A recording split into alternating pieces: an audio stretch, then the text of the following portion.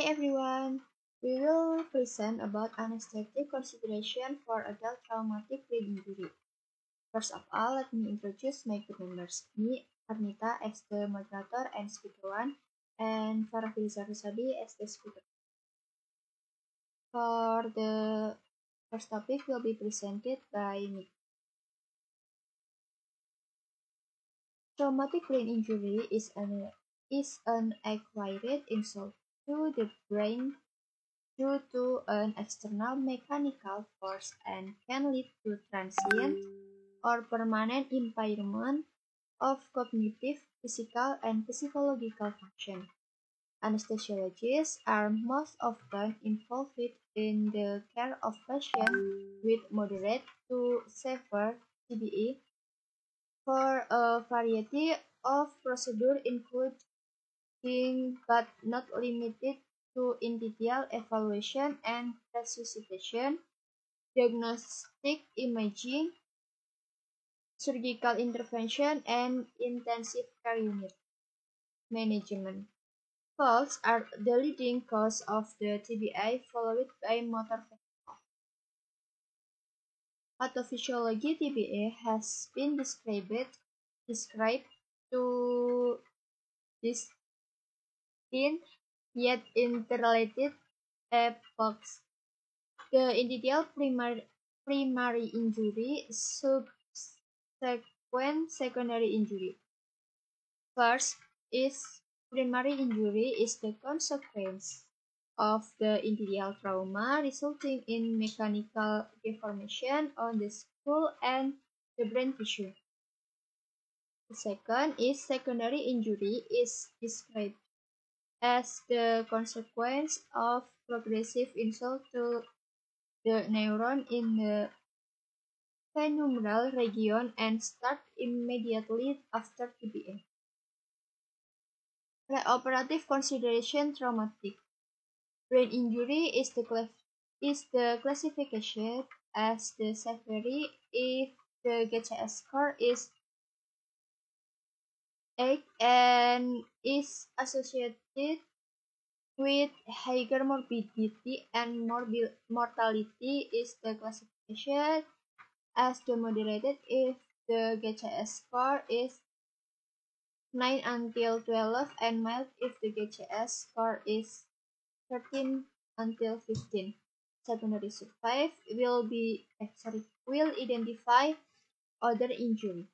Surgical procedure for TBE include craniotomy for the evacuation of epidural, subdural, or intracerebral hematoma. Number 2 is decompressive hemicraniotomy for the treatment of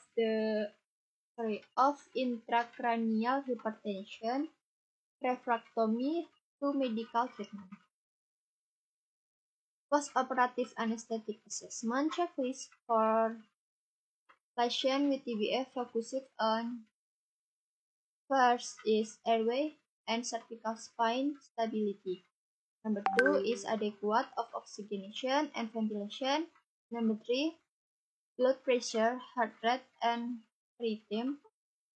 Number 4, baseline neurology status. Number 5, association extracranial injury. Number 6, available medical, surgical, and anesthetic history and allergy. Number 7, current medication including anticoagulant or antiplatelet. Example, clopidogrel, aspirin, and warfarin, and herbal supplement. Number 8 is relevant laboratory data. Example, hematocrit, coagulant profile, blood gas, glucose, and electrolyte. Number 9 is planning of the postoperative management and discharge destination. Example, HU. Laboratory investigation. For rapid assessment, prothrombin time, fibrinogen platelet count, and hematocrit obtained together as an emergency hemorrhagic panel, and viscoelastic point of care coagulantase may facilitate timely transfusion therapy. Preoperative hyperglycemia may portend may portend intraoperative hyperglycemia and poor outcome. Therefore, glucose level should be obtained prior to surgery and hourly during surgery. Patients with TBM may have electrolyte disturbance, and the treatment for this should be immediate while the patient proceeds to surgery. For the next topic will be presented by Farah Filza.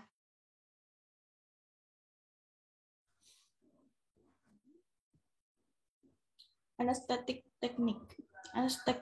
Anesthetic again, including sedative or hypnotic again, used to facilitate intubation can affect cerebral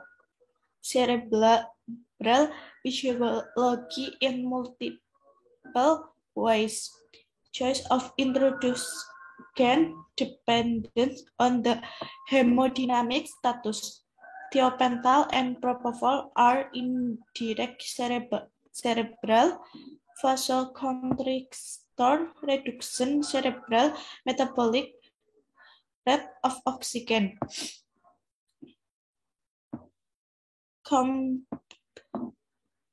Coupled with a corresponding reduction of CBV. Neuromuscular blocking can have little or no effect on CBV and ICP in general. Opioids are safe to use in patients with TBE receiving mechanical ventilation. However, opioids might cause hypercardia and ICP elevation in the airway is not secured and the patient is hypoventilated. Next, intraoperative monitor. In addition to the standard American Association of Anesthesiologists monitor, arterial catheterization is recommended for pit-to-pit blood pressure monitoring and for blood gas analysis, glucose, and blood electrolyte sampling. Hemodynamic management. Several studies have documented worsened outcome in TBI patients who have experienced episode of hypotension or CBP as 90 mm of mercury after TBE. Thus, continuous monitoring and optimization of blood pressure and GPV is a fundamental part of TBI management. The Brain Trauma Foundation currently recommends NCPP of 60 until 70 mm of mercury in patients with severe. Next, fluid management. Isotonic crystal solutions are preferable to hypotonic solution. The role of colloid is controversial. The optimal hemoglobin level in TBI patient is unknown, but there is no benefit of a library transfusion strategy in moderate of severe TBI patients. Glucose control. Glucose-containing solutions should be avoided. Continuous or frequent glucose monitor devices with algorithm drive treatment